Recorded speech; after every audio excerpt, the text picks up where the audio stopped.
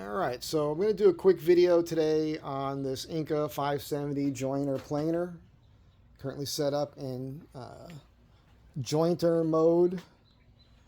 It's a 2 horsepower Leeson motor. It can be wired for 110 or 220. I've run it both ways. This shop has 220. But this is about adjusting the blades, removing them and adjusting them. So this is called a Tersa head cutter. There's 3 blades here. There's 1, 2, 3. And there's a slot here where you feed the blades through. And there's 2 blocks. One here. There's steel blocks. One here. And what you have to do is you have to knock that down, knock this one down, and then the blade is free to move. Okay? And that's how you change the blades. They're double-sided blades. Once you set them where you want them, you turn the machine on, and the spinning of this Tersa head with centrifugal force forces those blocks into place and locks the blades in place, and they're perfectly aligned. So the way I do that is I take a little block of hardwood and a small hammer, and I lay this block of hardwood right on here, and I tap the block. All right, you can see that that one has now been released. I'll show you from this side here. Here's the other one. A little tap. Sometimes you have to hit it more than once, but that one released. And then you slide this out through the slot there. Boom.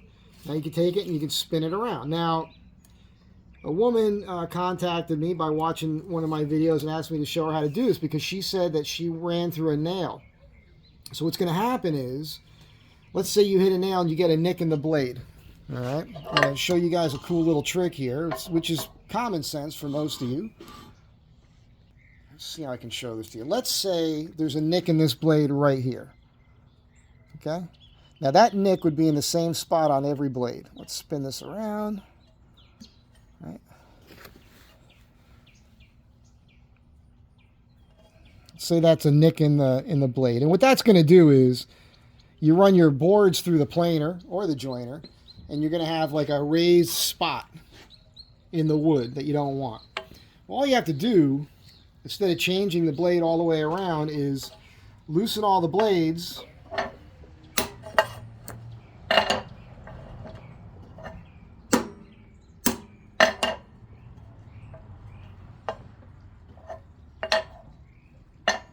This one's already loose.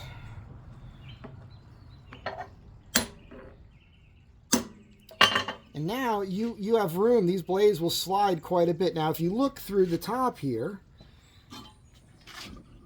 there's a screw right there. So obviously the blade can't slide so far where it's going to hit that nut or the end of that screw. You have to be mindful of that. Okay, so you have to. That's just clearing it. I like a little bit more clearance than what you're seeing here, but I'm just showing you that. So make sure you don't push that too far forward that way.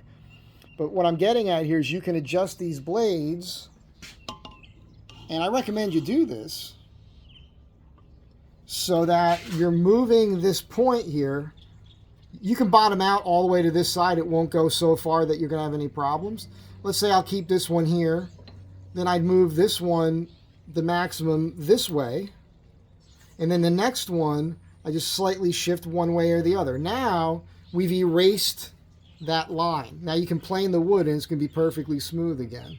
So that's something to be aware of. Again, if you want to change, once these get dull enough and you want to change them completely, you just take this blade and then you run it back in this way. That's it. Simple as that.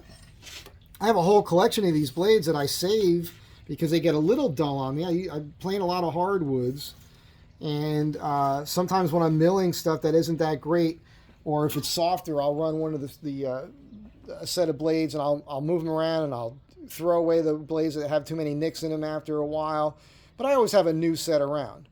I've been buying my blades from Eagle Tools in Glendale for a long time, but you can buy these online. They're high-speed steel. There might be 100% carbide versions available, but you're still going to nick those. So just get the high-speed steel ones because they used to be $100 or more a set. I believe the price has gone down. I think you can get these sets now for $70 or $80 for the 3 of them. So that's it. That's how you adjust and replace the blades in your Tersa head on your INCA 570 joiner planer. So yeah, I hope you guys enjoyed that. Real simple, easy stuff. That is the beauty of this machine. And this is a furniture grade machine. It gives one of the best finishes available. I mean, you could plain bird's eye maple on this and have no tear out. It's amazing. And again, you don't have to adjust the blades. They're already adjusted.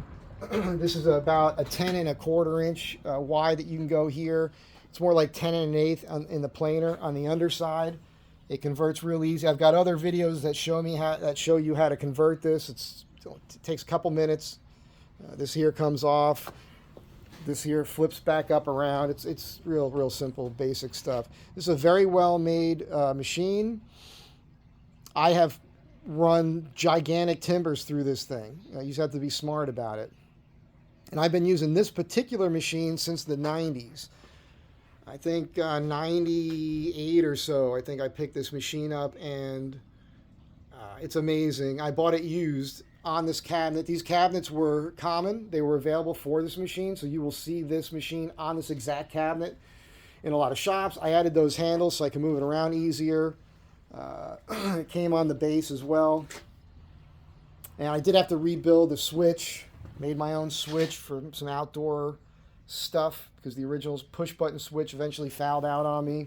And I had my brother machine up these brass knobs for the ends because the plastic ones break. And that's great. And that's it. So I hope you enjoyed it. Once again, have a great day. Be good to one another. Catch you on the next one.